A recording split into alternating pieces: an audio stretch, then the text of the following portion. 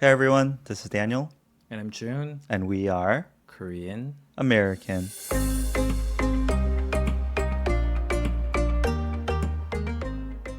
Hey Daniel. Sup, Jin? Happy New Year. Happy New Year! Yay. I mean, today is December 9th, Wait, but is it? yeah. Wait, why? Oh, today is December 9th. Yes, but we're expecting this to go out on January 1st. January January 8th. 8th. Unless something happens. Unless something happens. Yeah. How do you feel about 2026? This is too weird. We're living the future. Any predictions for what the world will look like Oh, in it's 3 gonna weeks? be another crazy, probably something about Trump. Trump. Something about AI. Oh, yeah. Anyways, I'm excited about 2026. Are you? I don't know. I was more excited about 2025, to be honest with you. I Yeah. told you, I don't know, I have this weird pattern. I know that it's very irrational, Okay. but I have better years on odd years. So superstitious, June. I don't know, but it's like almost It's like, been that. yeah, almost like a Oh. pattern. But I mean, there are some exceptions, so Okay. I hope 2026 is going to be one of those exceptions. Exceptions. Yeah.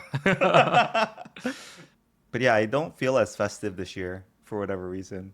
Yeah, we'll talk Oh, about it later, maybe. okay. I was also much more expectant in 2025, I guess. For what reason? I mean, maybe it's just not the new year yet, right? And it's not a January puniki, but Yeah. I don't know. I need to go back and refresh my memory. It just, life feels very subdued's the wrong word.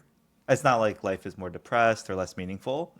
Just feels like very, not new though, very kind of same old. You know what I mean? It's just like typical patterns.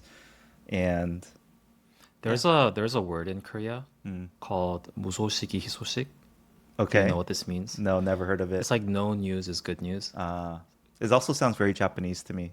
Is it? Can you say that again? Oh, the pronunciation? Yeah, 무소식이 희소식. that's a Japanese word. You have to admit, right? I've never thought about it that way. But I think it's it's a proof that your life is very stabilized. Yeah. Yeah. Yeah. I mean, it's not much turbulence, which I think if you look in hindsight, those were the times where was the best. The more turbulent times. No, Oh, the stable, consistent times. yeah, No news is good news. Is what you're saying? to me at least, yeah. So if you look back on 2025, I think later on, I Yeah. think you will remember it as a good year Interesting. because it's an odd year. Yeah. All right. Yeah. This sounds weird, considering all the things that happen at work. Yes, you've had a very turbulent work year. I know, but still 2025 felt very good to me. Yeah. Maybe it's because I had a lot of relaxed time. The last time you had this much time off work was 2023, right? Oh, yeah. See, it works. That's the correlation. Yeah. Yeah. Anyways, That means you'll work very, very hard in 2026. yeah. I think there are a lot of reasons that 2025 could have been very, very turbulent and uneasy. Yeah. But there are also a lot of reasons that 2025 was very good too, to me. For you. Mhm. Yeah. But yeah, We'll get into that. Or we already did get into that. in a previous episode Yeah. that we will record later this This is afternoon. weird. It is weird. For the audience, we're recording this one first, but we're going to release this later. Yeah. So it feels kind of weird. Does feel weird. Yeah. Most of the time we don't really plan our release schedule that diligently, but this time we are. And Yeah. so therefore we know when this is expected to go out, making it a bit weird. Before we go on, this will be one of our regular news, trends, and listener feedback episodes. And yeah, we are recording it on, as you mentioned earlier, December 9th, with the expectation that it will go out January 8th, was it? Wait, January. January 1st is a Thursday too, so 8th. January 8th. Yeah. So nearly a full month after we record. And so especially knowing that it's a news and trends episode, it'll be interesting to see how this episode ages. And when we release in a month, please, yeah, we ask for forgiveness and patience and understanding Yeah. if the content seems very stale and outdated, or our takes have not aged well. Yeah. But yeah, maybe we should get into it then. Yes. Before we start, I do want to mention that you don't have your laptop in front of you. Oh yeah, it's for our, I guess, podcast listeners who don't see. I don't have my laptop in front of me. First recording ever, not Really? having my laptop. Yeah. Feels very naked. Yeah, it's Yeah. kind of weird. Do you know that you already know that there's this phenomena amongst millennials where they can't do very important stuff like purchasing a plane ticket or something like that Yeah. on your phone. Phone, You yeah. have to go on your PC, right? Is that the same for you too? Are Korean millennials the same as American millennials? I mean, I'm a bit more tech savvy, Uh-huh. so I'm less like that, but I can empathize. Yeah. Yeah. Oh yeah, I literally cannot do anything serious like banking, plane ticket purchasing, anything Yeah. on my mobile. I have to Yeah. do it on my laptop. Yeah.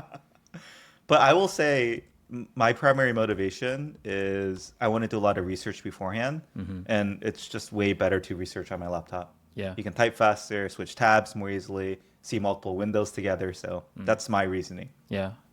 And so you don't have a lot of things to research for this episode? June, I feel like this is just more emblematic and of how prepared we are for the episodes. It's very fitting that you have your laptop with your notes and your research. Yeah. I just wing And you it. don't. Yeah. It makes sense. All right. Let's get into our regular episode for January December. 2026. Oh, yes. Yeah. But covering news trends and feedback in December. Yes. Yes. No, I mean, We have big Doesn't things matter. to cover. we have some big things and some small things. We both traveled a bit. What is it called? 이미 여행? Hmm? Overseas vacation? What's the word for Oh, 해외여행. 해외 여행? Yeah. 해외 여행. Yeah. Okay, we both went on a 해외 여행. I'll tell you what 해외 means because you like to decipher these things. 해외. Yeah. Yeah. 해 is for sea, as in like 동해, East Sea, 남해, South Sea. I never knew that. Yeah. 해산물, I knew 남 seafood. and 동해, yeah, but Yeah, so 해 is for sea. oh, like 해물 파전, seafood. Yes. Okay. And 외 is for like outside, as in 외국인. Oh, So it's like overseas, outside of the seas. outside of the seas. Travel, yeah. Oh, that's 해외여행. a fun word. I like that. Yeah. 해외 여행, 해외. Oh, now I'll always remember this term. Yeah, see? Dude, I need to learn the hanja. I need a hanja teacher. Yeah. Yeah, I went to Okinawa. Mm-hmm. So it was a pretty short 3-night trip, I believe, over American Thanksgiving. And so I was sad to miss out on some, I guess, American Thanksgiving things here. But it was also really nice. It was with my in-laws, so my wife's parents. So the 8 of us went to Okinawa for a quick trip. Why did you choose Okinawa? My in-laws have a timeshare, and so they had been to this resort and thought the kids would really enjoy it. So they wanted to go back with the kids. So, Oh, nice. yeah, they used their valuable nights on us. Is Okinawa one island, or is it composed of like different islands like Hawaii? Okinawa, so it is many small islands, but you would call it one island with Yeah. a lot of small islands on the side. I see. So kind of there's like a if big you main island. Yes, if you think of Southwest Korea, all those small islands. Yeah. Okinawa has similar ones, but it's just kind of one big island. Is it? Yeah, I'm assuming it's also a volcanic island. I don't right? know. 'Cause, Yeah. Yeah, Japan is basically that. Compared to Jeju, it is about I looked it up when we were there, but I think it's much smaller than Jeju, like maybe half the size. It's pretty tall, but again, very skinny. So I think Jeju is just kind of a big circle. I've never been to Okinawa. I always Yeah. wanted to, but I didn't have the chance. So yeah, I'm excited to hear about your travel impressions. It was not my favorite Japan experience overall. Obviously, the resort is awesome, and the island was really fun. There was a lot to do. We had a great time, so don't get me wrong. But it gave off Guam vibes Yeah. in the sense of kind of a little bit outdated. And I'm comparing it to Guam because both are like US military installations, I think, heavily influencing the Yeah. Asian culture locally. And so it felt very outdated, kind of the infrastructure was lacking, everything felt just old and kind of 90s style. And then the food was also kind of course, they had their traditional Japanese food, Yeah. which I'll talk about in a sec. But they also had a lot of these weird fusion-y dishes. I would say kind of like budae style, where it's Oh. like the U.S. military influence with whatever the local cuisine is. Yeah. So the example I'm going for is they're famous, I think, for taco rice. Oh, okay. Have you ever had taco rice? Taco rice. I mean, if you go to like Chipotle or Kuchara, which Yeah, is yeah, the yeah, Chipotle yeah. ripoff, they have like the taco bowl where it's basically everything that you put in a burrito, but you'll just put it in a bowl Yeah. and not wrap it up. Yeah. But you can add rice to that. Is it Yeah. kind of like that? It is just like that. But Yeah. I think when you look at the pictures of taco rice in Okinawa, Yeah. first of all, when I think of taco rice, it's like maybe that, I don't know, Spanish style, like flavored rice. It's just rice. But taco rice is you take like the sticky rice. Oh, I see. That So it's more Koreans like a and Japanese rendition eat. of a donburi. Yes, Yeah. it's a taco tteokbap. Ah, yeah, it's a taco 덮밥. Which when I look at the picture, I was like, that's gross. Okay. I do not want to eat that. But then because it's something that the island is known for, I always eat the local fare. Yeah. And so, yeah, I tried taco rice for a meal. It was surprisingly good. Okay. I was shocked how much I liked it. Oh. But just looking at it, the idea of kind of the sticky white rice Yeah. with the taco stuff all over it, I don't know why. It made me feel kind of gross. It was a huge turn off. But it was good. Yeah. Yeah. Wait, but I want to get into the fact that you thought it was outdated, which Yeah. I'm sensing it was sort of a negative to you. But then it's interesting because when you went to Taiwan, for the same reason you loved it, because it gave you sort of like the 90s vibe or like 80s vibe or whatever. What's Why the is difference? that? Yeah. Yeah. It's like maybe retro Asia style versus just maybe outdated American stuff is too, I Just think, like, outdated to you. it's just, yeah, it's not, there's nothing exotic or neat or retro about it. Oh, so it it's wasn't just old. Yeah. So I guess it wasn't ethnic enough. Interesting. Yeah, this is a good question. I never thought about this because I do like the old school retro vibes. Yeah. But like retro and authentic and neat rather than just kind of forgotten about an aging infrastructure, if that makes It's like an old mall, if you will. Yes, yeah. Well, I see. that has not been renovated at all and not updated to be new, but just maintained really, really well. It hasn't been, I think. I see. I see. And so, yeah, that was just my initial impression of the overall island. Like we went to the zoo, for example. Yeah. I mean, and the aquarium was kind of similar. Yeah, just like the building felt old.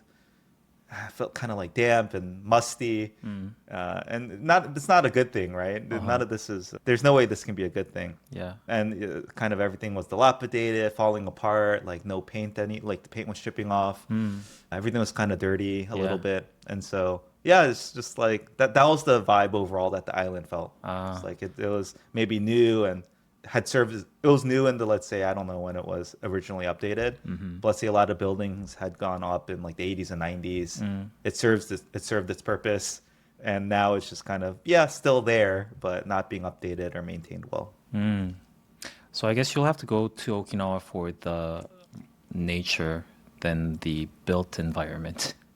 Again, the resorts are all great, right? The resorts Yeah. are nice still, but I think it's go for the snorkeling, which I'll talk about as well maybe if we get to it. The water is all beautiful. It was still warm enough, even though it was overall pretty chilly.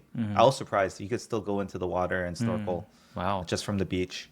And then I think like you had mentioned earlier, there's a lot of these small islands that you can take an hour boat ride to or whatever, and just like really, really amazing snorkeling, things like that. So I also wanted to ask about this because do you remember the first thing that I asked you when you told me that you're going to go to Okinawa? about driving. Yeah. I was like, are you okay with driving on the other side? Okay, we should talk about there was a fun language, I think, quirk in that conversation too. Do you remember exactly the wording you used? Driving on the other side. You were like, oh, it's a must do in Okinawa. Oh, driving is Yeah. yeah, So driving is a must. driving on the right side, you're like, oh, it's a must do thing in Okinawa. Yeah. And for me, I was like, again, when must do, you would use as like, it is a top attraction. Yeah, yeah, yeah. Like it's something you have to do for the experience. Hmm. I think you were referring to it's just a necessity. Yeah, it's a Like necessity. you have to drive to survive in Okinawa and Hmm. you have to drive on the right side or Yeah. the other side of the Hmm. road for Americans. Hmm. Yeah. So let me see. I did drive. Okay, yeah. Let me get look at my notes first.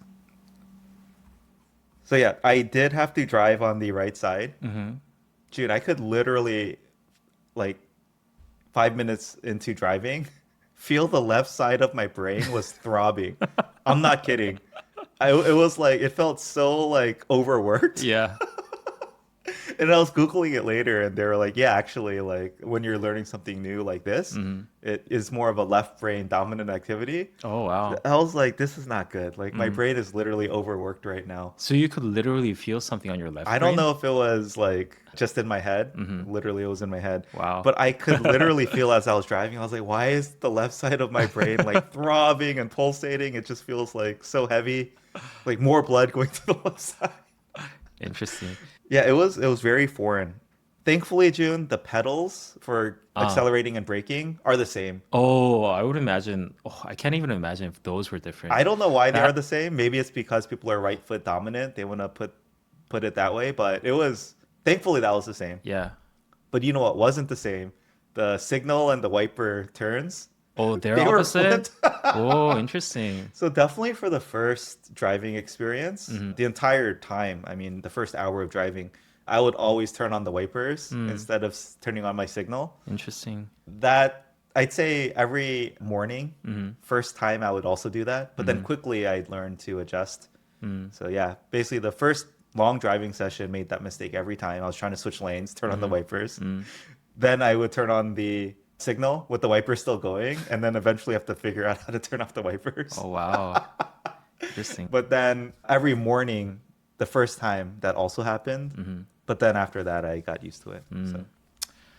I kind of want to talk about which countries have the driving seat on the other side have and you why. done some research?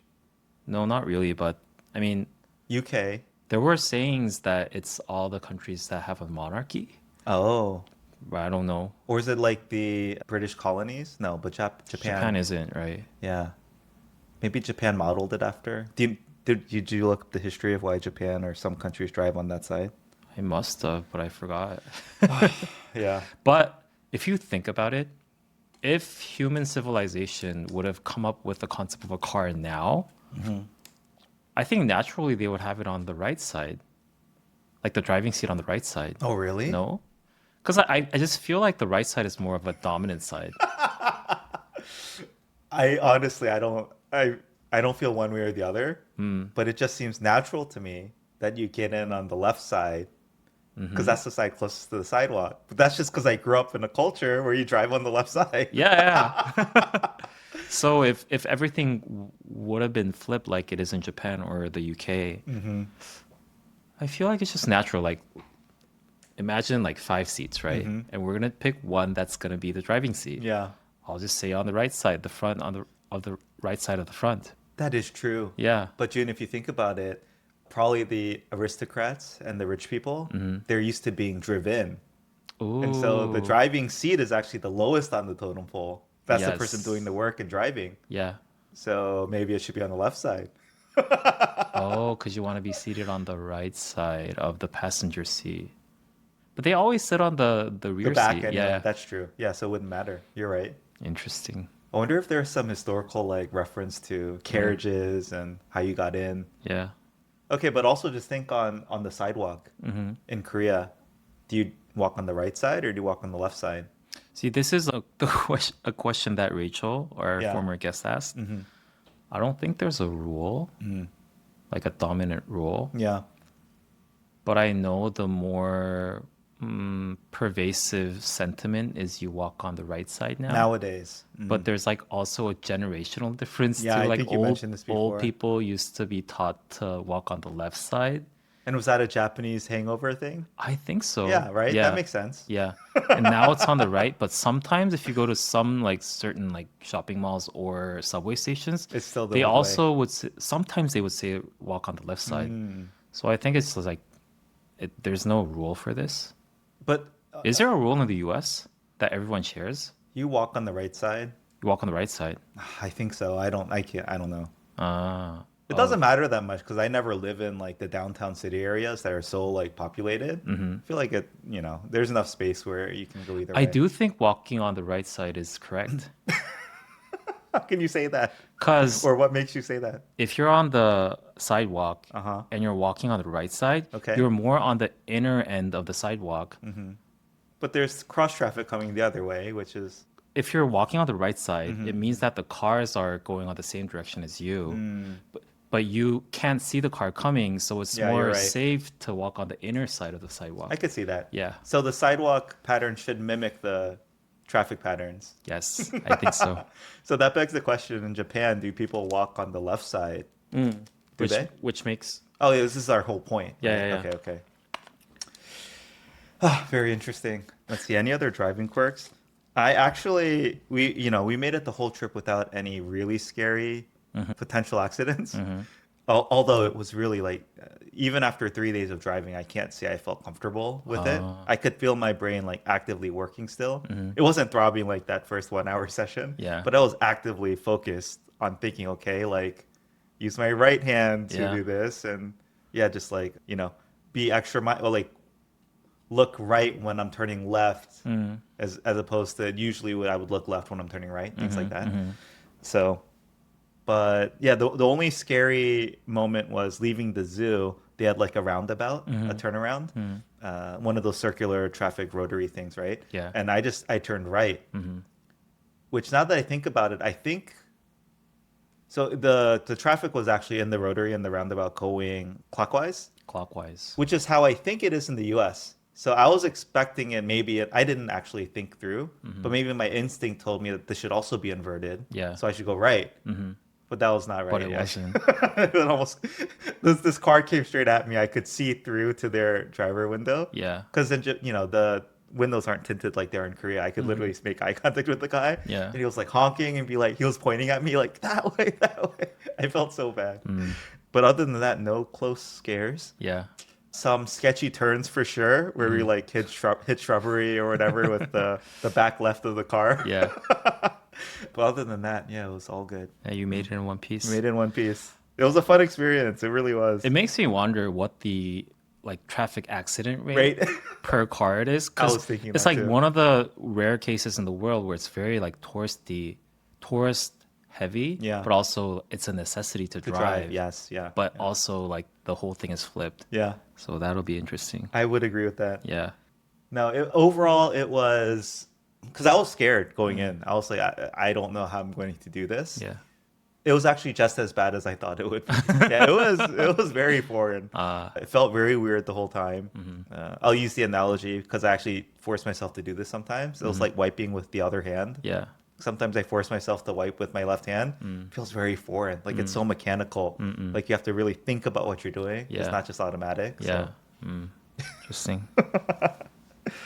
Anything else for Okinawa? Yeah, let me just run through some of my notes. Yeah. I already talked about taco rice. Oh, there's another food. I feel like, yeah, I'm 41 years old, still trying new food for the first time. Have you ever had a fruit sandwich?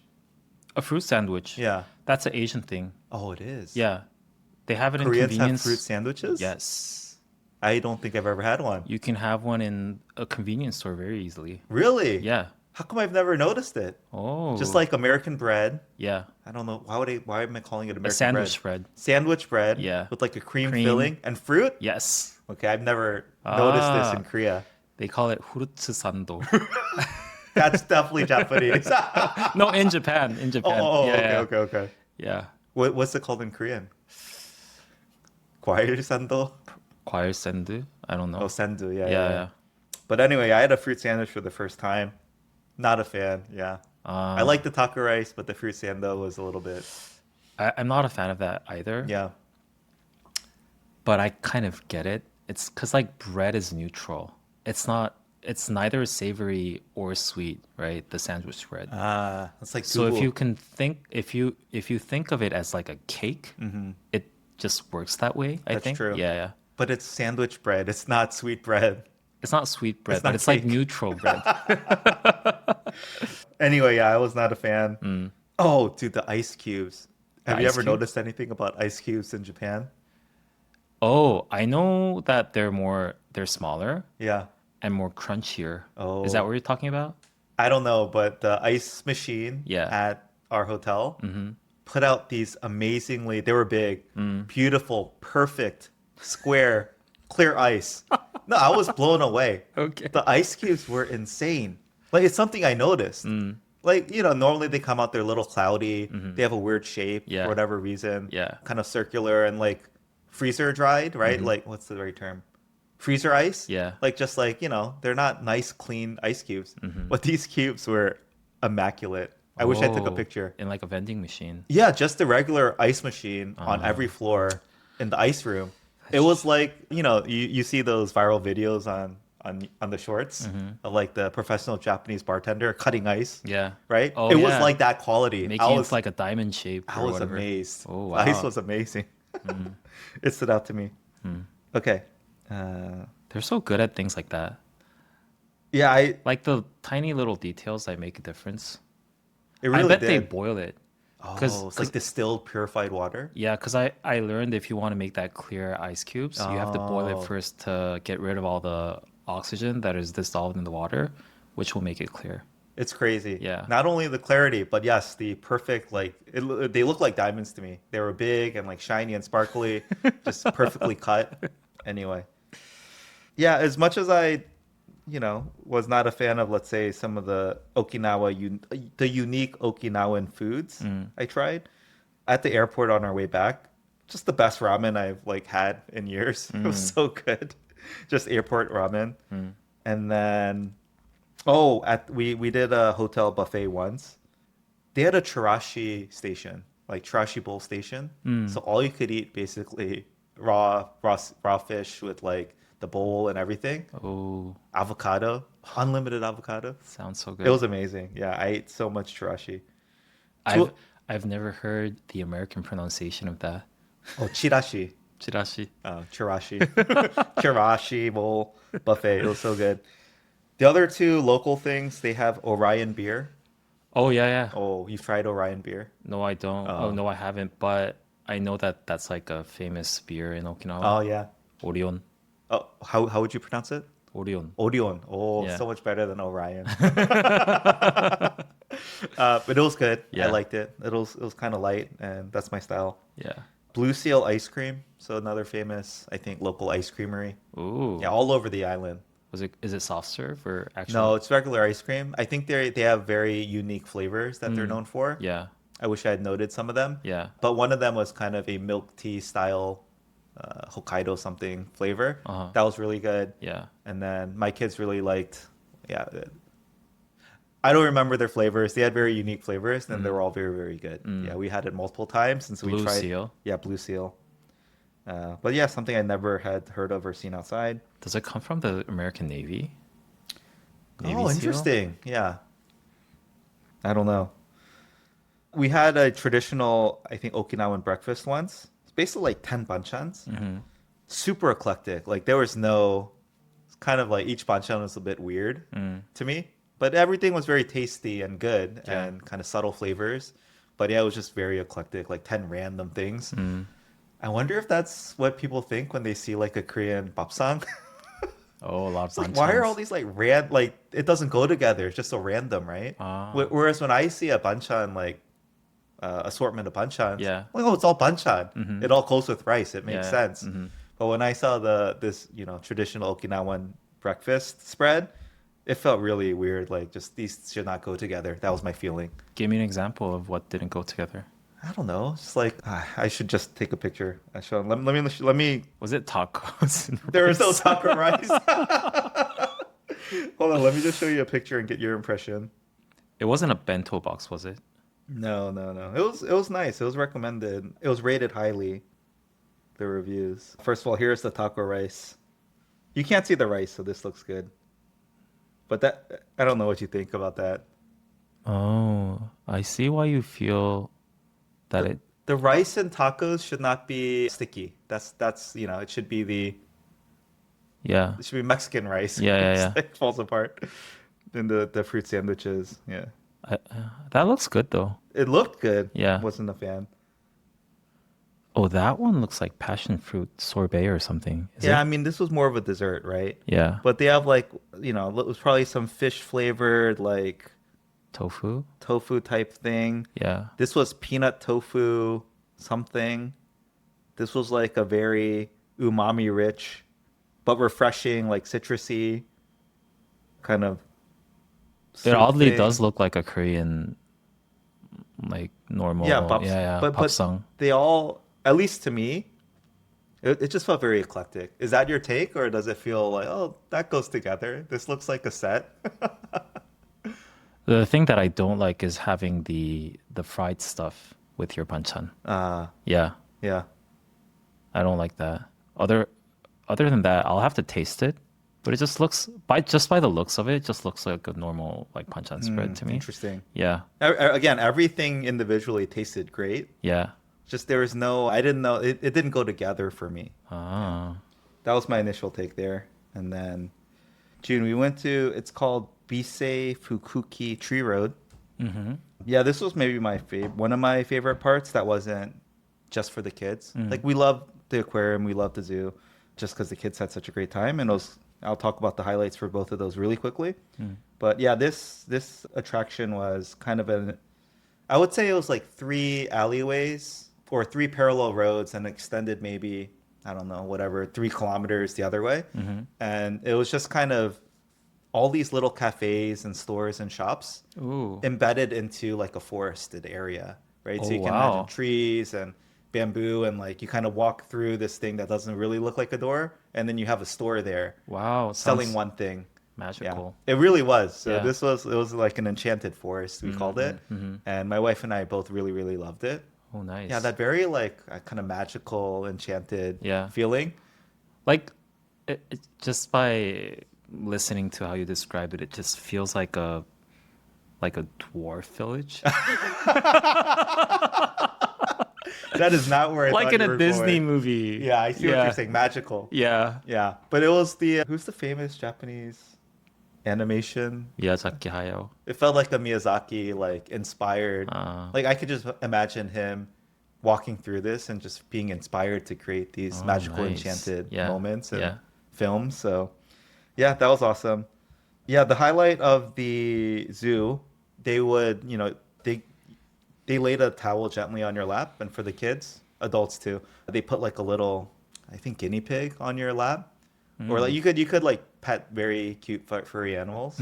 That was really fun. Yeah, my kids loved The, it. the places that you go because you have kids Yeah. are very The different. places you go. Because last time you also went to like a capybara cafe or Oh something. yes, that was in Taiwan. Yeah. Yeah.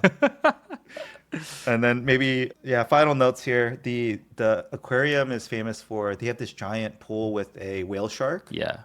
Oh my gosh. Yeah, this thing is massive. Mm. It really is.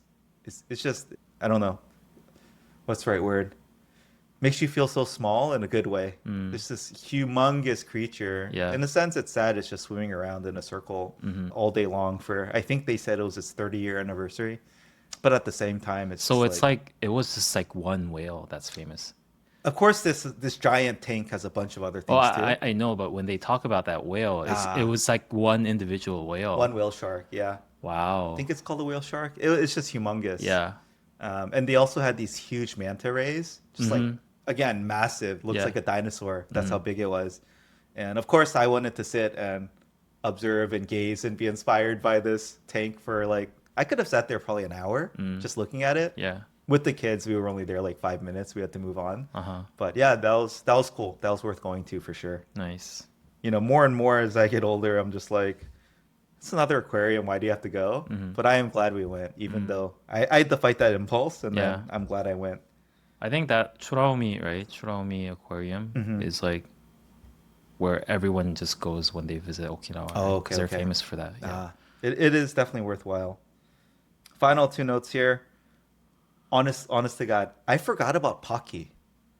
Oh, Pocky, Pepero. Yeah, like I literally forgot Pocky existed Mm, because I only see Pepero here yeah, and Pepero Day, and there's like this big marketing thing and everything. yeah, And honest to God, like I saw Pocky and I was like, wait, is that a Pepero ripoff? And then I was like, no, wait, what? Pocky's the original. yeah. Like everyone grew up knowing Pocky. Mm, I don't know what's happening. I think I'm just getting old and mm, I've lived in Korea too long. yeah. I literally forgot about Pocky. Oh, interesting. Funny that you mentioned Pocky because I had something to talk about Pocky and Oh, Pepero in in relation to my China trip. okay. Let me Yeah. just finish my last two notes. Soba.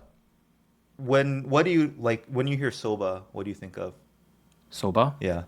summer, refreshing. Like the dipping noodles, right? You dip it into the thing and you eat it. Yes. That's soba, right? Yeah. Soba, I think, I don't, it must just mean something more generic. Yeah, But, noodles. ah, Yeah. so soba noodles in Okinawa are nothing like that. Yeah. So it was still good, but it was kind of like kalguksu. Mm-hmm. I think it was more like kalguksu style ramen or whatever. Mm-hmm. So it was good, but just not what I think of when I think of soba. Mm. So that was a bit of a, oh, okay, It's the soba means same as something else. sake, where I think sake just means alcoholic drinks in Japan. So all alcohol could be called a sake, I think so. but that very specific rice wine we call sake. Yeah. In Japan, I think they call it nihonshu, as in like Ah. Japan Japan drink. drink. Yeah. Final one. Have you ever been to a Don Quixote? Yeah. Yes, of course. Of course. Yeah. I had never been to one. Oh, you have never. I'd never heard of it. It's like the most touristy place. Yeah, But it is also very fun. it's fun. Yeah. Way more fun than like a Korean daiso or anything. Yeah. Or even olive young. I mean, it's different. Yeah. But yeah, we went in. I don't know how much time passed. It was crazy. Yeah. Like lights flashing everywhere. Yeah. The store is completely cramped. Like there's just literally stuff littered all over the place. Yeah. Super eclectic. You can Yeah. do whatever you want. And like an hour later, we walked out, Yeah. having spent like $400 Ooh, that much. on snacks and things like that. Because they have everything that a tourist would want there. They have the snacks and like the tourist gifts. Yeah. Like my son got a one-piece playing card thing, like deck of cards. That was Yeah. awesome. But yeah, we just came out and we were like dazed. We were like, oh, it's sunny and like what just happened in there? It was crazy, but it was a fun experience. Every time I go to Don Quixote, I I always think of how they would take care of the stock Oh yeah, because they have like a gazillion items. gazillion things. Yeah, how do they like So manage? densely packed. Yeah. There was a ripoff in Korea once. It didn't go well. Oh really? Yeah. There was a Korean Don Quixote. There was one store that, Tried to a mimic large that. conglomerate tried to copy, but it didn't go well. They also sell like luxury goods too, right? Oh, in Don Quixote, They sell like Prada. we didn't see that. Yeah. They had the lapel mics, and I was like, oh, good for our podcast. I almost bought that alongside the snacks, alongside the like anime themed Yeah. gifts, alongside whatever. Yeah. And fresh produce. They had fresh produce. Yes. And they also have like their own whatever we call it PB. Their own brand. Oh, their own brand. Yeah. Okay. Yeah. Which is pretty good too. I did not know that. Anyway, it was my first Don Quixote experience. I'm sure it won't be my last. But those are all over Japan, not just Okinawa. Yeah, they're all over Japan. Okay. Yeah. It's like the place that you have to go when you visit Japan. My in-laws said that. That's Yeah. like we had never heard of it, but they mentioned they were gonna go, and they described it, and we were like, "Oh, that sounds fun." Yeah. And they were equally shocked we'd never heard of it. And they had their neighbor-approved shopping list of like things that Koreans buy when they Yeah. go to Don Quixote. But yeah. Okay, Nice, that was awesome. my Okinawa trip. Sorry, probably took way too long. Sounds very fun. Okay, moving on. yes. I also did a 해외 여행 해외 여행. to China. For not. Yeah, it was. I think this was early to mid November. I first, so there are a group of friends that were going to go, but then there were five, and they thought they could easily get a sixth. Uh-huh. And so they were going around asking people if they want to join, and for some reason, they were having a hard time trying to find the sixth member. Yeah. And when they asked me, I was like, I don't. So first of all, I wasn't really interested in traveling to China to begin with. And on top of that, you already know because I have plans to travel to LA in a few weeks, Yeah. or actually it's next week. And so for some reason, under this administration, having a track record, being in China like 1 month before going to the States felt kind of risky. Although if you think about it in a rational sense, it doesn't really make sense. Anyways, so I said I didn't want to go. But then also I heard that China is very difficult to travel if you don't speak Chinese. Yeah. And so, and it just so happens that one of those five members, one of them is a very fluent Chinese speaker, and another one of them is like a China travel advocate. So I was like, maybe this is a good chance to just join, Yeah, right? yeah, If yeah. you want to Just for the travel. experience, Yeah. right? Mm. So I did travel to Beijing, which is not, I think, your typical touristy spot to when you travel to China. Even though it's like the capital city, I think most people travel to like Shanghai. Really? That's my impression. Oh, okay, okay. Is Plus- Shanghai closer? Shanghai is closer. I think that might plan, but Beijing is also very close. It was like 2 hours. Interesting. 2.5 hours. I plane ride. definitely think of Beijing when I think, oh, where would a tourist go to in China? I might be wrong, but it was just my impression. No, Plus, I didn't see a lot of foreigners on the street. In Beijing. I also get the sense that wasn't Shanghai the city? Did all of China open up for visa-free travel for Koreans? I think so. Oh, okay. But Yeah. for whatever reason, Shanghai also sticks out in my mind as where a lot of Koreans were going for traveling. Yeah. So I went to Beijing, and I think I already talked about this in our previous episode, but before you go to China, there's a lot of apps that you have to install, Yeah. and you feel very invaded, and it's very intrusive because it feels like they're collecting all your data. So I was wondering if foreigners have the same impression when they first visit Korea and have to No. install all those native apps like Naver or whatever. Because you said you were uploading like your passport. Not and only my passport, your but face, a a picture of your face. Yeah. Korean apps don't do that. Okay, Come okay. on. Do they? I don't think so. I don't think so, No, right? no, no, no. It Yeah. was so intrusive. I'm like, okay, take it all. Yeah. At this point, like I can't, because I'll talk about this later. Yeah. But there's no way to navigate through life without these apps. Yes, Or your yeah. phone in China, which is crazy. Anyways, I'll go through the impressions that I jotted down. Okay, as we land in the Beijing airport, Uh-huh. and I'm in line in immigration. Uh-huh. The Americans immediately start small talking to each other. Oh, I thought that was so interesting. So classic. Yeah. Yeah. And so I look around the airport building, right? And Yeah. I immediately noticed that things are less maintained, if you will. Oh. Yeah, like it looks very modern, but like there are little leaks of like water leaks here and Yeah, there, yeah. and there are like these watermarks here and there, and no one like really takes care of it. And I think there's like both goods and bads about this, right? What's the good? The good is that this is the overall impression that I got from China. Yeah. People are much more relaxed and like forgiving, right? And therefore, I think they don't perfect things that they will in like, let's say Japan or Korea. Yeah. But I think with that mindset comes like a more open-minded, welcoming, and relaxed I could see what you're saying. atmosphere, Yeah, which I yeah. felt a lot. They're a little more chill about things like that. Yeah. That was, I mean, good and bad at the same time. It definitely wasn't a good first impression, Yeah. but later on I got to appreciate it more. And so this wasn't actually my first time visiting Beijing. The last time I visited, I think, was 2004.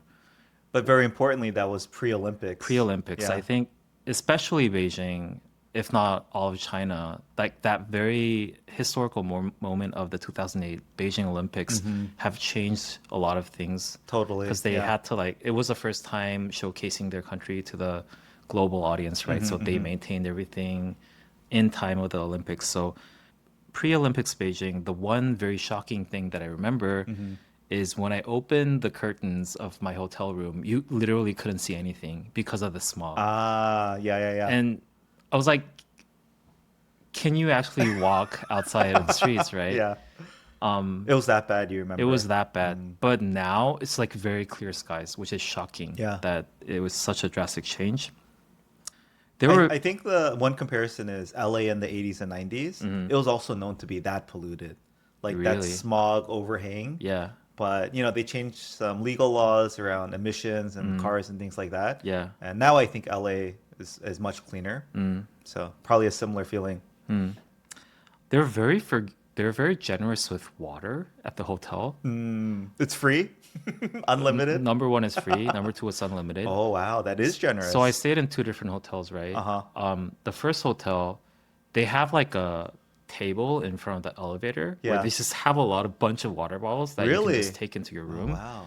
Plus, they have a lot of bottles in the room too. So I thought, well, maybe this is just this hotel, right? Yeah. But at the second hotel, we asked for like more water. Yeah. And they literally brought, that like 24 bottle thing in the plastic wrapper. They They gave give you us a whole that. case of water Yeah. bottles. Wow, So I don't know, for some reason they're very generous with water that's interesting. in the hotel. I would be suspicious. First of like, I mean, did you ask them explicitly? Is this free? But it was. It was I very didn't ask, but obviously free. yeah, it was very Okay, okay. obviously free. I don't trust it. It's like you crack it open. Oop, there goes $8. Yeah. Oh, that's probably how they do it in the US. US, yeah, or any like resort area. Yeah. I guess. So walking on the streets, what was the thing that really was outstanding to me is the amount of people who are smoking while walking. Ah, interesting. It was crazy. Yeah. I'm not even joking. I want to say almost like half of the people who are walking on the streets, and there are a lot of people on the streets, have cigarettes on their hands. Yeah. Guys and girls both. Yeah. Oh, interesting. It's like smoking is a thing in China for some It reason. hasn't like gone over to vaping or whatever. It's still cigarettes. Yeah. And that leads to having this very mild smoke scent everywhere. Starting from the airport. Yeah. And inside a taxi is actually kind of gross. Yeah. The smell. Oh, it lingers. It's Yeah. like in the seat cushions. It's Yeah. everywhere. Yeah. That is kind of gross. So you know how like in different countries you have like distinctive smells that you sense every time you go? Like Yeah. I have like my Japan smell. Yeah. I think it's a mild and by no means this is racist. I think it's a mild soy sauce scent. And I heard that when foreigners come to Korea, they all feel this like very mild garlic Kimchi? scent. Oh yeah. Koreans do love their garlic. Yeah. Yeah. But in China, that's like smoke. Cigarettes. Cigarette smoke scent, which is like not really good. Do you know what that scent is in New York for Koreans? In New York for Koreans. What would Koreans say? Our kid's piano teacher just came back from Oh, New York. I know. The garbage can smell. No. That's what I thought it would be. Urine? No. What is it? Cannabis. Well, I thought it was more like San Francisco though. Yeah. So I was shocked too because I haven't been to New York in a while. Wow. But she was like, everywhere. You just smell cannabis everywhere. But to be honest with you, I think cannabis smell is better than cigarette smoke. I'd agree with that. Yeah. But yeah. It's more like earthy, I think. It's a strong smell though still. Yeah. Mm. Anyways, and so you. No, yeah. I mean, I'm not surprised per se. Mm-hmm. But I mean, I think the US went through that phase. I think Korea went through that phase. And China is maybe still going through that phase. Maybe. I'm curious why they haven't come out the other side of, Yeah.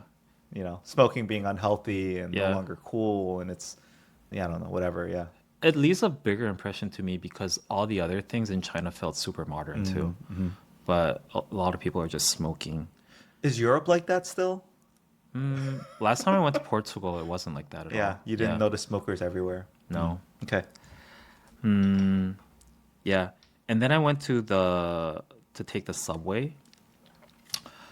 First thing that you notice, they have a security pass-through that you have to go through on every subway station.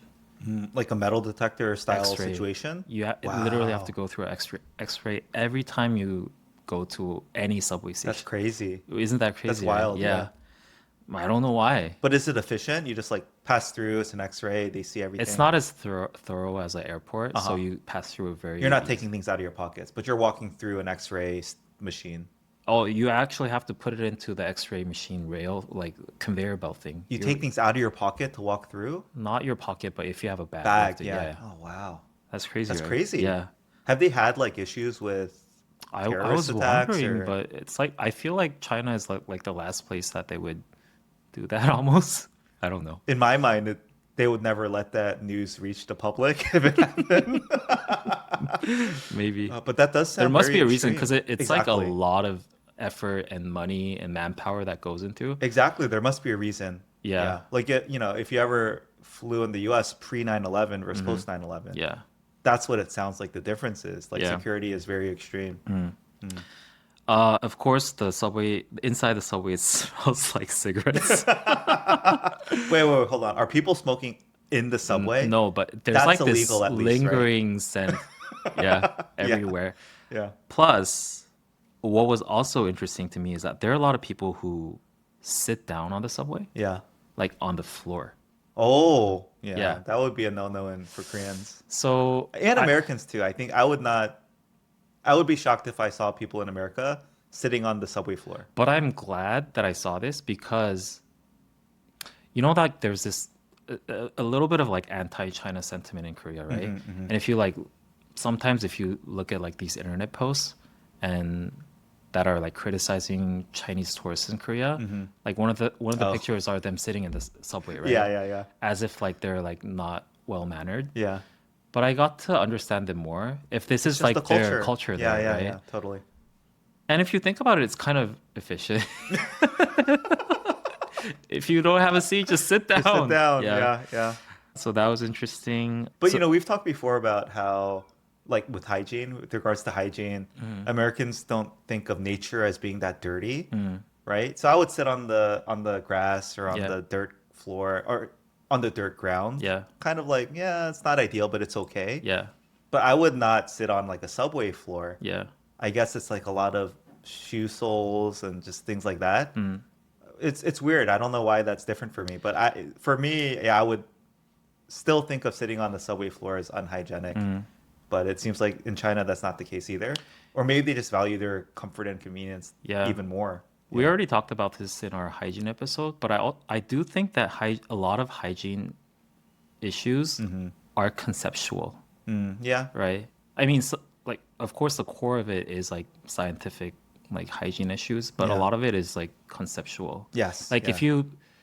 if you collectively as a nation think something is dirty as a concept, then Yeah. you would think that it's dirty, right? Apparently, Chinese people don't think that sitting on a subway is dirty. Which guess- yeah. How many years of living in China before you would sit on the subway floor? I wanted to do it at the moment. It's kind of cool. I don't know. I wanted to just feel Chinese for some reason. Did you do it? I did not. You did not. Yeah. Because you're with your Korean friends. If you were on your own, you might have done it. I think I needed another week or so. or if I were taking the subway as like a way to commute to work or something, if it was like a daily thing, maybe I would think about it. Yeah. Yeah, because everyone's just doing it. Yeah. Yeah. Another thing. That's good though. That's a really because that would stand out to me too. Yeah. But how quickly do you adapt to whatever the local cultural norms are? Yeah. So now I want to talk about the phone and app culture there. Oh, Everything is so basically they're a cashless society. I Yeah. don't think any like even like the small vendors that are selling stuff on the street, yeah. they don't have cash. Wow. It's all Alipay or WeChat Pay or Yeah. whatever on your phone, which makes it so convenient because you don't have to carry around your wallet. And so they say, but I also thought it's not that much of a convenience Yeah. if you think about it. Like taking out your credit card like it's the same as taking out your phone kind of. So I don't think it's like that much of a convenience. Yeah. But everything just combined together makes it kind of convenient too. Especially if you have I don't have it. The phone case with the little thing for your credit card in the back. Yeah. Is it that different at that point? Yeah. So like you have to open up Alipay when you're entering the subway or like pay for anything, right? So How do you physically pay? Do you scan a QR code or barcode? it goes both ways. Sometimes the store has a QR code that you have to scan. Sometimes they scan your QR code. Oh, I see. Yeah. Yeah, it's different methods, but Because the one thing in Korea where like even the small vendors, like the bungeobang stands, they'll have a little account for account transfers. But it's so annoying punching in the numbers. I Yeah. think it's annoying. Yeah. I'd rather just give them my card. Yeah. But yeah, it sounds like if I can just scan a QR code to pay, yeah, that seems like that best of both worlds. Yeah. Yeah. But at the same time, because everything's so integrated into your phone, and I was a traveler, so I look at the map and like use my phone a lot. You had And battery anxiety. yeah, and at some point, my battery was like at 5%. Oh no. And I realized that if this goes off, I Yeah. can't take the subway. I Yeah. can't call a taxi. Like, how would I can't see the map. How would I go to my hotel, right? Because Yeah. they won't accept cash. Crazy. So that's when I realized there are a lot of like these stalls that you see these in some like Korean convenience stores too, where they lend you like a battery pack for your phone. Oh, I've seen them around, Yeah. but I didn't know they were so ubiquitous. Or at, like maybe you convenience can stores. quick charge your phone or something. yeah, They have yeah. a lot of that everywhere Yeah. around, which makes sense in China. That's funny. And but it's like this overall pursuing of convenience Yeah. in China is next level, which I think what a lot of like China advocates really promote a lot. Uh-huh.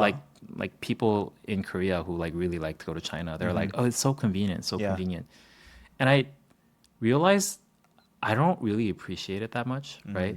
Sometimes I like the beauty of doing stuff regardless of the fact that it's a little bit more inconvenient, right?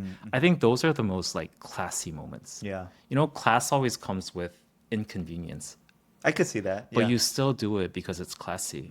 If everyone just went for convenience, Yeah.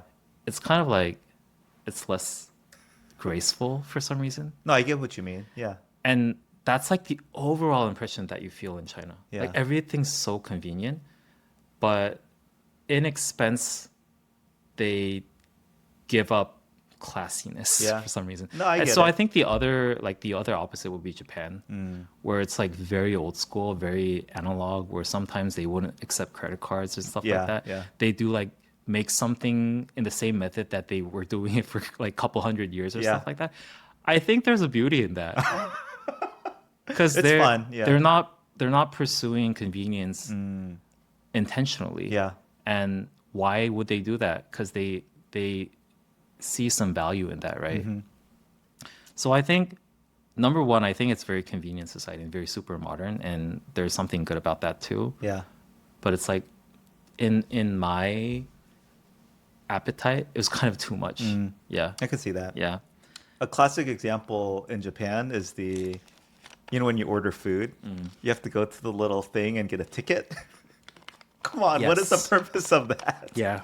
It's so inconvenient. It is Right? inconvenient. Yeah. And just like you then take the ticket and then give it to them to eat. It's like less human to human interaction. Maybe that's the value. I don't know. But it's just, I'm sure there was a reason when they were first created, and it was probably faster and more efficient. Yeah. But they just stuck with it. They Yeah. didn't go to kiosks. They That's didn't go to like credit card machines. You That's just got to put cash into that machine, get Yeah. the ticket, and eat that way. Yeah. Anyway, Another thing that I noticed wait, is before we move on. yeah. In my mind, like Korea wants to become that. Like they're trying to actively progress towards that state of I know. ultimate convenience. I And know. I want to know if you agree with that and how you feel about that. Not at a personal level. I Yeah. think you already shared you like it to be a little bit slower intentionally sometimes. Yeah. But how do you feel about Korean society going in that direction? I never liked it that much. Although I do value the convenience sometimes. So I wish that people were more intentional about what they're doing rather than just thinking that whatever is more convenient is better. Better? Mhm. Yeah. Yeah. So, but I think Korea is always in a lot of things in the middle between Japan and China. So I think we'll maintain it that way for Or some reason. between America and old Korea, right? Just Oh, like- yeah. in line with our podcast. Okay, moving on. Of course, I went to visit a lot of buildings that I wanted to see. Architecture. Yeah, architecture. related. So the big three were one is the Beijing Olympic National Stadium, Bird nest, right? Is that what they bird's call nest, it? yeah. Yeah. Mhm. and then the CCTV headquarters building. What? Their national broadcast company. Why? It's funny that their national broadcast I know, company right? initials are CCTV. CCTV. Big Brother's watching. Yeah. Okay. And then there was another like shopping mall building. Oh, really? All three of them not from Chinese architects. Oh, okay, okay. But the interesting thing that I noticed is, yeah, so the first two, the Beijing Olympics main stadium and the CCTV TV buildings are apparently more government driven. And the last one is more commercial, or it's more like private company driven, right? And you can see the difference in construction quality. Quality. Yeah, where the government driven ones are immaculate. Ah, very high quality. And then most of the privately built buildings are very weak in construction quality. Interesting. Yeah. And so what I got from that Because is it's like more pure capitalism, right? Yeah, They're yeah. just trying to like find the cheapest builder. Yes. And, I see. so I think this is like what a communist society looks like, right? It's very like the power of the government is so Yeah. strong. Because like the Beijing National Stadium, it was so by the way, it was like unbelievably good. Still. Yeah. Okay, that's interesting. Because The amount of design that went into that, Yeah. it is so complex yet so beautiful. yeah. It's designed by a Swiss architect, but there has to be a lot of commitment to build that building. Yeah. I think it must have cost a lot Yeah. just by looking at how complex it is, like Yeah. the structure. But the construction quality is so good. And the same with CCTV, right? But like the other one, like the shopping mall, it looks so good from like the Far bird's away. eye view. Yeah, yeah, yeah. But then if you look like it closely, the tiles are kind of misaligned and it's kind of leaking and all that. Things I would never notice, Yeah, but yeah. yeah, you notice. So that was maybe I'm like reading into it too much, but that's what I felt, like the government thing. And another instant when I felt the power of the government Big Brother, yeah. is so I was in my hotel room watching TV and they have like 230 channels or something. On the hotel TV? Yeah. I'm used to like 10. Yeah. Maybe it's because like it's a large country or whatever. Uh-huh. It hit 7 o'clock. Yeah. And they start broadcasting the national news, and 230 channels all are broadcasting the same Switched news. over? Yeah. Isn't That's that actually crazy? kind of creepy. Yeah. Yeah, I would be freaked out. I was like, oh, they're having the national news. I'll switch over to another channel. Every The channel? same thing. The same thing. Change to the national 230 news? channels. CCTV? I think it's CCTV. That's crazy. Which is weird because That is CCTV scary. has a dedicated channel, Yeah. but for like that like slot of Hour. time, Oh my they would broadcast the gosh. same news to all channels. That's crazy. That was Yeah, crazy. Yeah. That would make it feel very real to me. Yeah. Where you're living. Yeah. Another thing is when I felt that Chinese people have a very flexible mindset is this was the first hotel that I went to. So I was trying to hit the gym, right? Yeah. And I went to the reception and I used my translator. By the way, Chinese people, a lot of them don't speak English. Okay. So you have to use a translator. I was like, "Where's the gym?" Right? And it was like, "It's in the basement floor, B1." So I went there, and all I see is a restaurant there. Uh-huh. And there are actually people in line to get into the restaurant. Okay. So I was like, "There's no way that there's a gym here." Yeah. And I went back Back up, up, and it yeah. said like, I was like, "I only see a restaurant there," and he typed something in. He's like, "Go into the restaurant." That's the gym? right? Okay, okay. And okay. so I was like, I was very confused. And so he followed me. Yeah. He showed me how to go into the gym. Literally, the gym is a glass box in the middle of the restaurant. It's so crazy. Everyone can watch you working out? Yeah, it's like an aquarium. Oh and my there was no gosh. one in the gym. And I was Yeah. like working out. And everyone was like, what's going on there? And I was like, this would never happen in Korea. They would Yeah, never yeah. do it this way. But for some reason, I think they have a very flexible mindset. That is so weird. Yeah. And like, so the restaurant, they like stack things in the gym because no one Uses really it? uses it. They They use have it like as the storage. booster chair there. And so like at one point, like they come in to get a booster chair and like Yeah. sometimes like a kid would cry at the table and so they would carry the child and Into the come into the gym. And you're just there working out. Yeah, it was so funny. But I think there's like kind of a virtue in this, Uh-huh. in like that very flexible mindset. They just make it work. Yeah, they just make it Yeah. work, kind of. Yeah. So that was kind of interesting. I read on that would be maybe like health clubs, as they Mhm. call it in Korea, where gyms are just not that valued Yeah, in China. maybe. I don't know. Yeah. Maybe that's true. And they were like, well, maybe some guests requested, so like make that storage room a Yeah, gym. yeah. So, but at the same time, like maybe this is not really related to flexible mindset, Yeah. but I felt like they are less ashamed Hmm. with copying things. Oh. And this is where I wanted to go to the Pocky thing. Okay. But when Korea copies something, Mm-hmm. at least now, they do it in a more subtle way Mm-hmm. where you know that they kind of got up, they referenced it a lot, kind of. You know, they know, Yeah. but they're a little bit still But they ashamed. still like make little twists Yeah. here and Yeah. there to not make it the same thing. Chinese people, it's like at one point I saw a Porsche, literally Yeah. a Porsche. It's not like a Porsche looking car. It's a Porsche. It's a Porsche, Okay. but it's a different company. I didn't know. And Yeah. and at a shopping mall, Yeah. I saw like like the on clouds. Yes. Yeah. Yeah. The shoes. They literally are using the same logo, Yeah. but they have like something next to it, and they're selling shoes. Wow. So I think they're like Sorry, in a shopping mall. This is not like an alley no in a on the shopping side mall. of the street Yeah, in the subway station. It's at a shopping yeah. mall. And they had like a polo ripoff that Yeah. looks exactly like Exactly like- polo, but it's actually not. So I think so. I thought that was kind of interesting. But then I thought about like Korea in the 70s and 80s. Yeah. And then if you go back to like the Pocky, Mhm. I think the level of copying that they did for Pocky is on par with Yeah, what yeah. China's doing right now. Sure. So I think they're going through a phase. Mhm. Also, on top of that, because they manufacture a lot of things there, Mhm. they have a lot of like access. Oh, totally. Yeah, so it's yeah. like more easier for them to copy things, Yeah. I guess. But that was like one of the impressions that I had. Ah, interesting. Yeah. Yeah, that's pretty much it for my China trip. Oh, there's so much I want to respond to. I'm not sure how much to respond to. Like, Yeah. there's seriously so much. Mm.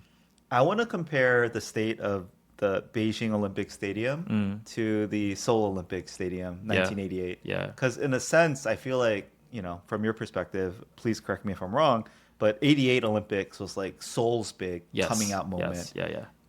But when I go to that, and granted, it's what, 20 years apart. Mhm. When I go to the Seoul Olympic Stadium now, it feels very outdated, Yeah. not well maintained, Mm. a relic of the past, Yeah. right?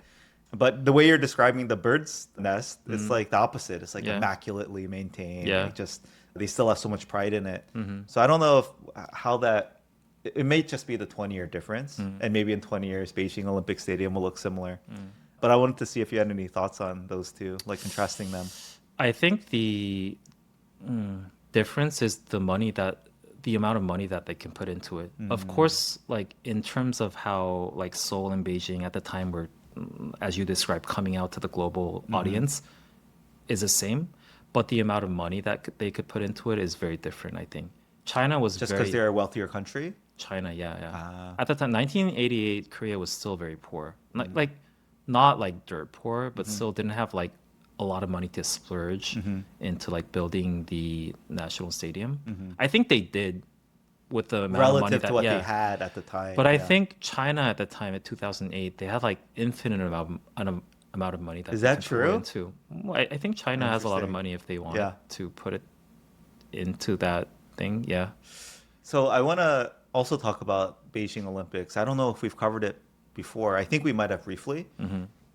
But my impression, okay, I still remember the exact moment I was viewing the Beijing opening ceremony, Beijing Olympic opening ceremony at. It was a friend's house. I remember his name. I remember the people I was around, and we were just all floored because I think in our minds China was still a poor kind of back, country, whatever. Yeah. And to see what they were able to do and the stadium, the performance and everything, we're just like, oh, any preconceptions we have about China were wrong, right? And I don't know if you felt the same way, but because you just said something like, oh, well, China did have a lot of money at the time. We all knew that. I don't know. Was that the same for Koreans is what I'm trying to get at. Like that Beijing ceremony was like, oh, China's nothing like what we thought from a Korean's perspective, or because you're closer proximity wise and everything, did you already know China was like this very developing modern country? Because yeah, again, in the US, like I think every American I know was blown away and all their misconceptions of China with it when they saw the Beijing opening ceremony. I think Korea had more knowledge into how China was this up and coming superpower. And if I remember correctly, in that time, exactly 2008 or like prior to that a little bit, there was like a boom in learning Chinese. In Korea. Yeah, because they were predicting China's going to be the next US. Yeah, yeah. And in the years to come, it's not going to be English that people are going to use. It's going to be Chinese. Yeah, Mandarin. And a lot of people actually went to study in China. Now it kind of died out. I don't know, for some reason. Yeah. But so I think Korean people, because I think the exposure, because of the proximity, I think people knew it better. And also I think US is one of the countries that have the least, or like more skewed perspectives Yeah, towards China. anti-Chinese propaganda Yeah. and yeah, media bias. I see. Yeah. But Korea has that too now. Yes. Not to the extent of America, but Yeah, okay. we do.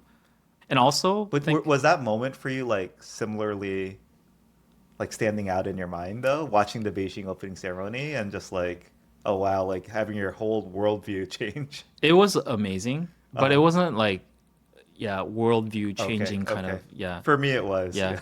And also, I think the difference between the Seoul Olympics and the Beijing Olympics is Yeah. that Seoul was trying to say that, like, I guess the message that Seoul wanted to send out to the world is that now we exist as a modern country, whereas China was trying to say we are the Number one. superpower. Yeah. So We're coming for Yeah. you, America.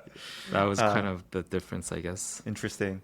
Yeah. I was going more for though towards like specifically the maintenance of the facilities, but anyway, it's not important. Yeah. Okay, one more. Was there like what is the defining skyline of Beijing? Like is there one? Ah, that's very interesting. Because again, one of my criticisms of Korea is like there's Namsan Tower. Yeah. That's about it. Yeah. Like it lacks that defining skyline. Yeah, I wonder if Beijing has it.